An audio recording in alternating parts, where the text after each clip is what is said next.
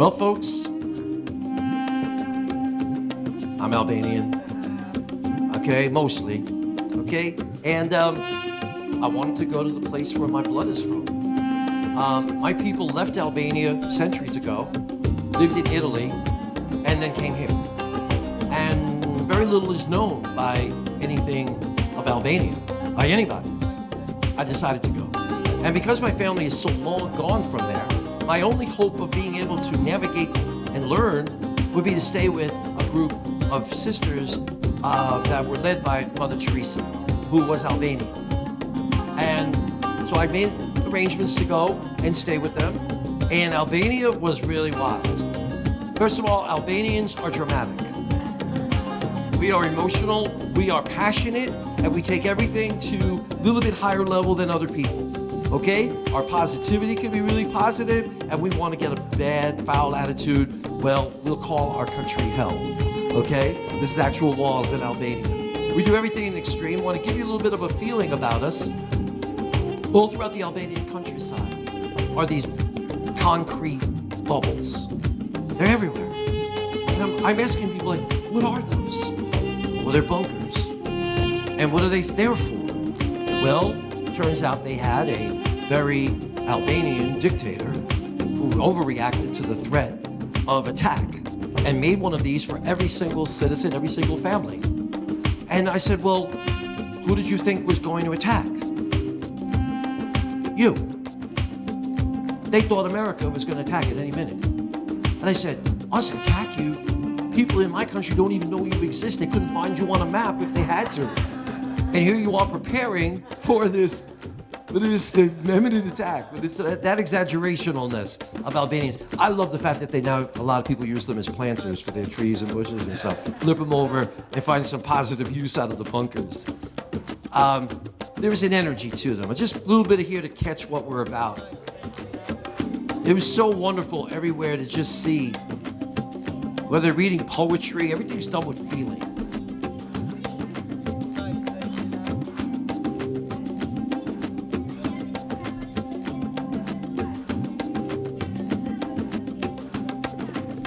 Yeah, that's it, girl. You go. Okay, they gotta make faces, they gotta fool around. Everything's done with feeling. These kids can give you a total sense of Albanians. You see the wildness there? One of Mother Teresa's nuns was from India, and she was always complaining. And she said, look, it's easier to control 100 Indian children than 6 Albanians. Yeah, that's us. That's us right there. We'll do anything for you. You cross us, we'll wipe out your whole family before you can say Merry Christmas. That energy, look at that. That's us. That's the whole country. It was a wild experience to just be around people with the same energy. And the same appearance. I was looking around like, there's my grandpa right there. There's my Uncle Frank right there. There's my brother Nick. There's me. And not only that, but it's the way we do everything, the way we drive. Albanians have no patience driving. The whole capital city was people like my family, just driving around like as fast as we could go and complaining and yelling and screaming. I don't know what they're saying, but it's like the whole country is yelling, what the F is wrong with you? That's just the way it is. It was so cool to just be there. And, oh, this was funny. The nuns would give me jobs to do that were impossible to do. And they said, there's 50 kids over there, organize a soccer game for them. I don't speak a word of Albanian. The only lyrics they know at that point were Eminem lyrics.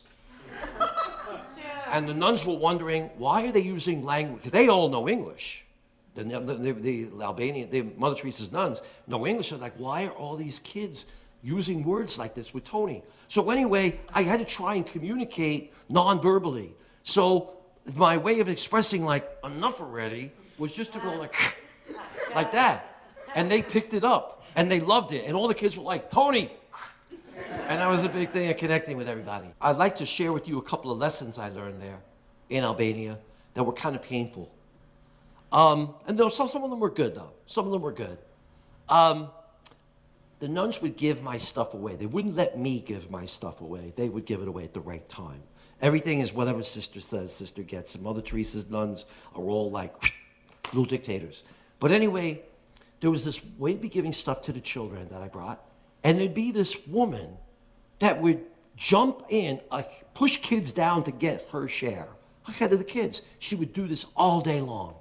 Every time there was food or gifts or anything, she'd be jumping in to get her share. And then that night, the nuns come to me and say, she needs a ride back to her farm. And I got to drive her. And I'm thinking, I'd do anything for anybody. Why her? And that drive was forever away. I'm talking like an hour and a half into the mountains. I don't even know how I ever got back. But I came back and I said, what was that all about? I watched this woman act greedy and jump ahead of children to get her stuff for her. Why are we helping her? And the nuns didn't even hesitate. They just said to me, distressing disguise. I was like, what does that mean? I found out what it meant was, for them, they chose to not look at the behavior, the external side of the person, but to see the good or the God within. That person is God for them in a distressing disguise. That stuck pretty deep. The other lesson wasn't not so pleasant to learn. On my last trip to Albania, the nuns just didn't call on me to help the last couple of days I was there. And then they made a big show of saying goodbye. And I said, what was that all about? I came here to help. And you never even showed up. You never called on me. We didn't do anything for 3 days, 4 days. And they said, you're not holy enough. And you don't eat enough. I don't know which one hurt more. No.